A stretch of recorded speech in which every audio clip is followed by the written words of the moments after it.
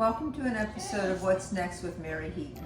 Today I'm going to be grilling, and what I'm grilling is 2 pork tenderloin fillets. And what you'll need is, I like to put a little coat of Miracle Whip or mayonnaise on it because it holds the seasoning better. It also keeps it from burning or anything when it's on the grill. So you'll need a marinade. If you don't want to use any of these, you can marinate it with an olive oil as well, just to rub and put on it. Use any rub that you have that you like for barbecuing or for grilling. I get different ones. This is a Kansas City classic rub that works well for pork chops as well as steaks. And a little bit of rosemary. You want to be sure that you're using good foil. So don't use a cheap foil. You're going to need a heavy duty foil, because we're going to wrap it and put it on the grill first in foil, let it get all the flavors and everything in it, and then after that I'm going to take the foil out and make sure that it gets a nice sear. So here is my Miracle Whip that we're going to rub on, and this has been at room temperature about 10 minutes. I'm going to wrap it in the foil then with all the seasonings and leave it in room temperature a little longer. And anything, you know this obviously, that you're dipping in the meat and then going back into it, you can't reuse it. So you would have to throw out the Miracle Whip or whatever you're using as a marinade to avoid cross-contamination. And, okay, this is a good seasoning on it. And now I'm going to use barbecue seasonings, and this is really easy to make. Actually, most cooking is really easy. You just need to get out of the content that you need to be perfect with it and start to enjoy it. Make it your little art. Alright. And it will actually stick on there a lot better because of that seasoning. So I'm going to take some of the rosemary. I forgot the scissors that I needed. There we go. And just put one in each. Actually, I'm going to put one in one, and the other one I'm going to add. Preparing my foil sheets. Don't be cheap with this because it's going to make a difference in the cooking. You have to admit, that looks good. Doesn't that look tasty? And it doesn't have to be a perfect seal, but I do like to give it a nice seal that it steams that way. I'm going to heat my grill to 400 degrees and put it on. And the side dish for it is earlier today, I cut up 3 types of potatoes. So I have sweet potato, red potatoes, and regular Idaho potatoes. I steam them just a little bit, so they're a little bit on the softer side, and they'll be able to grill. Then I have olive oil in here, as well as some seasoning mix. I use barbecue seasoning mix, rosemary, salt, and pepper, and we're going to use that as a side dish. So let's go out to the grill and show you how these turn out. So if you don't have one of these, they're definitely worth the investment. This grill is 14 years old. It is a Weber Genesis. There's a lot of cooking on it. I have my potatoes here in the cast iron, and here are my pork tenderloins. I'm going to set a timer so I don't forget for 10 minutes, and then I'm going to come check on these.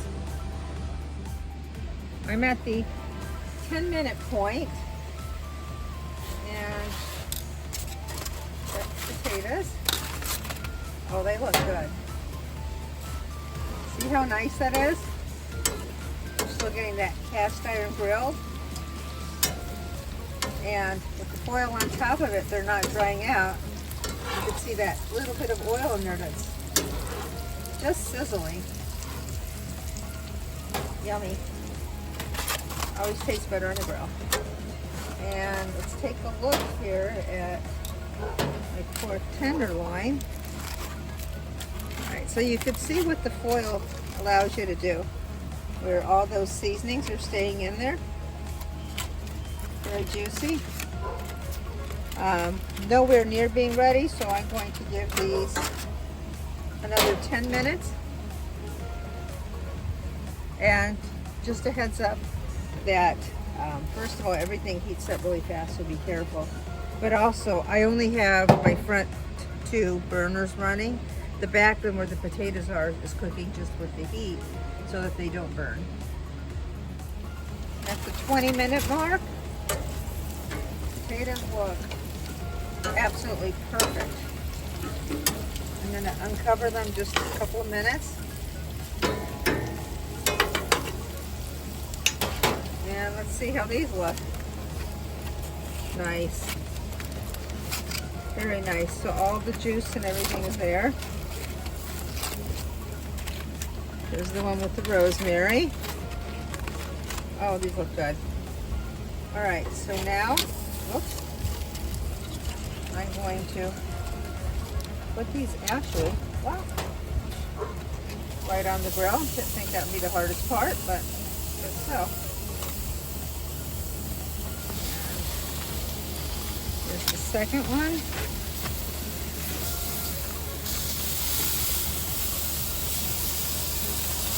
And now we're going to get that nice crispness on it. Crispness. Okay.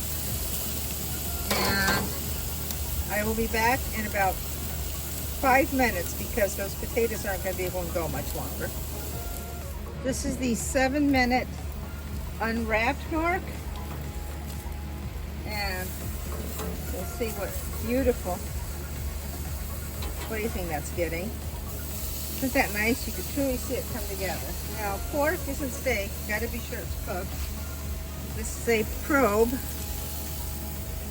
So it has to be cooked at 145 degrees. I have reached that temperature, so it is definitely cooked. I just want to get a little bit more of a searing on it so that it looks good. And it'll be ready. So at this point, what I'm going to do is actually leave it open so it doesn't continue cooking. And I get a little bit more of a searing. I'm going to give it another 6 minutes and I'm done. Look at that beautiful grilled pork tenderloin. And I know you can't smell it, but if you could, the seasonings are unbelievable. I'm going to take those off. Close down my grill. I'm going to let it burn out a little bit. And then I will shut it off and we'll set up the presentation. All finished with my grilled pork tenderloin, grilled potatoes. My dog is begging non-stop next to me.